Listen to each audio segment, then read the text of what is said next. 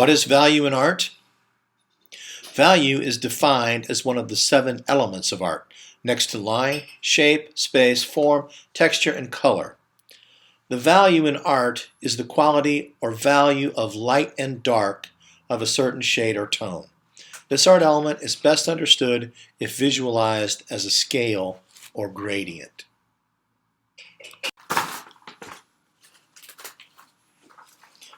A value scale is an organized system of showing the gradients or gradual shade changes of tones. The value scale ranges from white to black with all the different gray tones in between.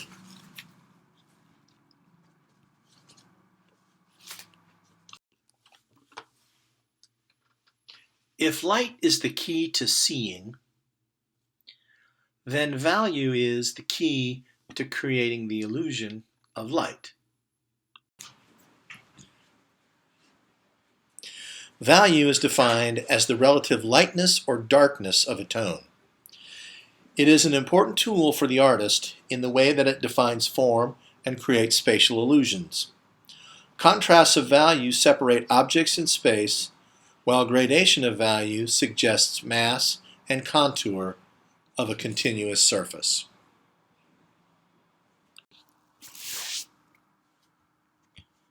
In order to better understand the complexities of using value, artists often group artworks based on their value range. Drawings and other artworks can be roughly grouped into 4 categories: high key, middle key or mid-range, low key, and wide key or full range.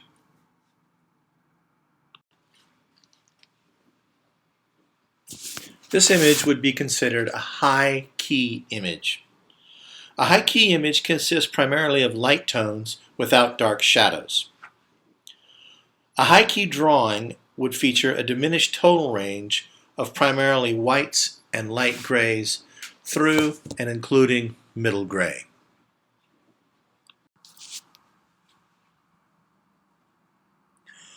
This drawing would fall into the mid-range or middle key category.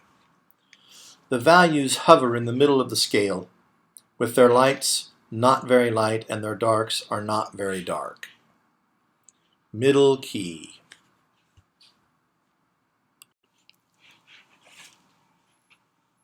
This drawing would be considered a low key drawing. Low key drawings use the darker half of the value scale. With low key drawings, lighting is reduced in order to produce images characterized by striking contrast, dark tones, and shadows. Usually only a single source of lighting is used in this type of drawing.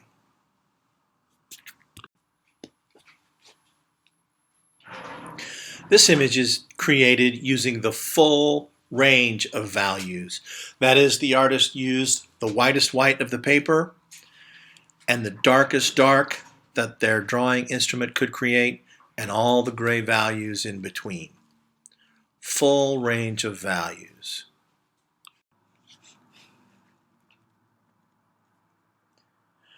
Our perception of value is affected by 3 important factors: the amount of illumination falling on the surface being viewed, the local value of the object or surface being viewed, and the relationship a value has with adjacent areas of differing value.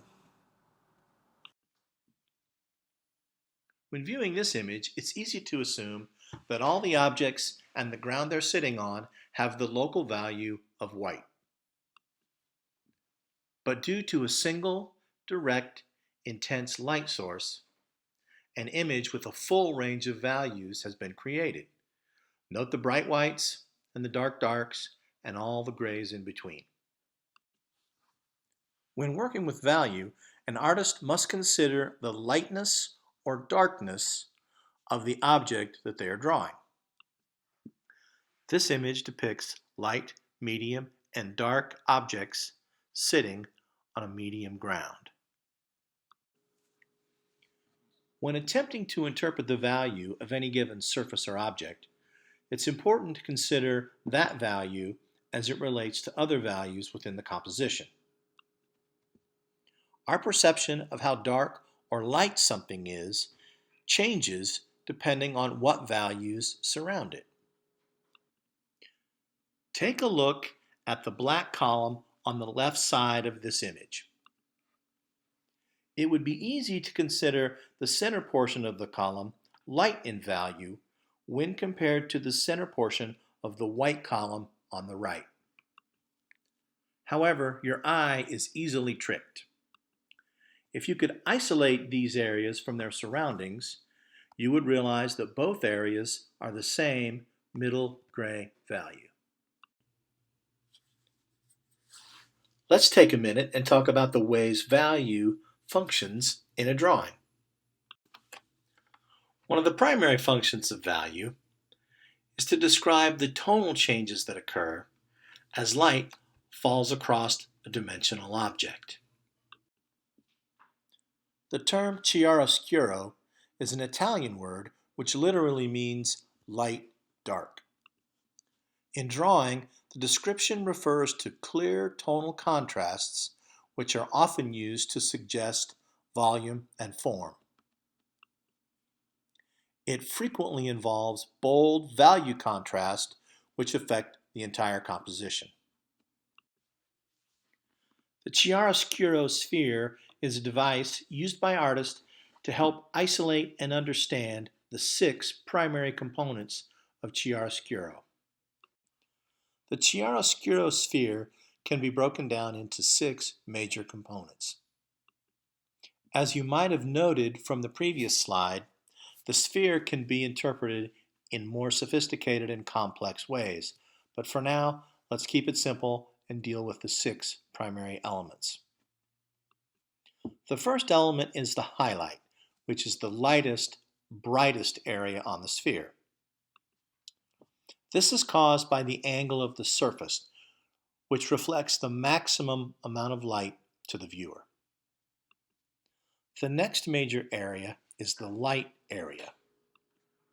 As the angle changes, less light is reflected to the viewer, and the area is perceived as being darker in value than the highlight. As the angle continues to change, the shadowed area becomes darker still. The darkest area of shadow is known as the core of the shadow. The core of the shadow is darkest because it receives little or no light from the primary light source and little or no light from any reflected light sources. Remember, the core of the shadow is the darkest part on the sphere.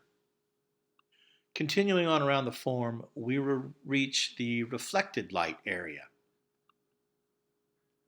This area is illuminated by light that is bouncing off the table or from other surfaces. Reflected light is funny stuff. It's hard to see, but it's very important. Your drawings will be much more dimensional if you can find the reflected light. And finally, the last element of chiaroscuro is the cast shadow. And that's the area of darkness produced when the sphere obscures the light completely. Creating a sense of space or depth is another function of value. Notice the strong value contrast between the black trees in the front of the composition and the light space behind them. And then follow the lane back into the composition and notice that the trees in the background display very little contrast with the space behind them. Artists use these dissimilar value contrasts to create a sense of atmospheric perspective. Pattern can be created by placing small areas of value next to areas of contrasting value. The ways in which value and value contrasts can impact the structure, movement, and composition of a drawing are almost unlimited. Let's take a look at some of the ways that artists create value. Stippling is a technique for creating value that uses concentrations of tiny dots. The higher the density in any given area, the darker the value.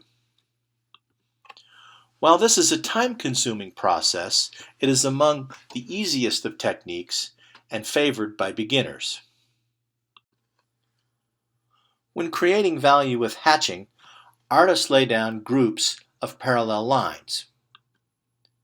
As in the case with stippling, the higher concentration of lines creates darker areas. Because hatching is frequently executed in a direct and vigorous fashion, this technique is a little more challenging to control. As the name suggests, cross-hatching is different from hatching in that artists lay down groups of lines, one atop the other, at opposing angles. By adding layers of these line groups, artists can produce progressively darker values. With simple traditional cross-hatching, the directions of the lines are independent of any image that's being created. As with other forms of hatching, cross-contour hatching or contour hatching lays down groups of lines to suggest value change. With contour hatching, however, the lines are laid down in such a way that they suggest that they are following the surface of the form.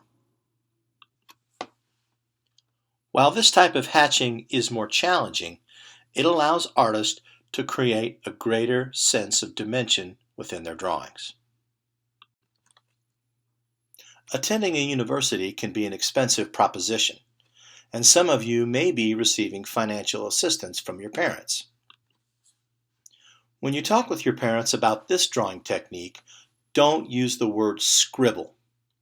Use the word scumbling. It's much more sophisticated, and they will be much more impressed. Artists who create value with ink wash use water to dilute the ink into various concentrations. These diluted concentrations of ink are applied to the paper using a variety of techniques. Creating images with ink wash can be an intuitive, spontaneous experience. Be prepared to give up a little control. I've saved this last group of techniques, blending, smudging, and mark making, because most of you are familiar with these already. These techniques involve pushing various pigments around on the paper and blending and changing the value with various tools like your finger or a tissue or some type of blending stump. These techniques can be very intuitive and involve a high degree of interaction between the artist and the paper and the pigment. This can be a very satisfying way to create value. As every artist knows, rules are made to be broken. Heck, most rules don't even apply to us. With that in mind, I hope you will be willing to experiment with the use of value, particularly in the way that it's created. While the images in this slide are very different, they both employ a variety of technique to create value, and are all the more successful because of it. I would like to close by saying, I hope this presentation has helped you simplify and organize your understanding of value.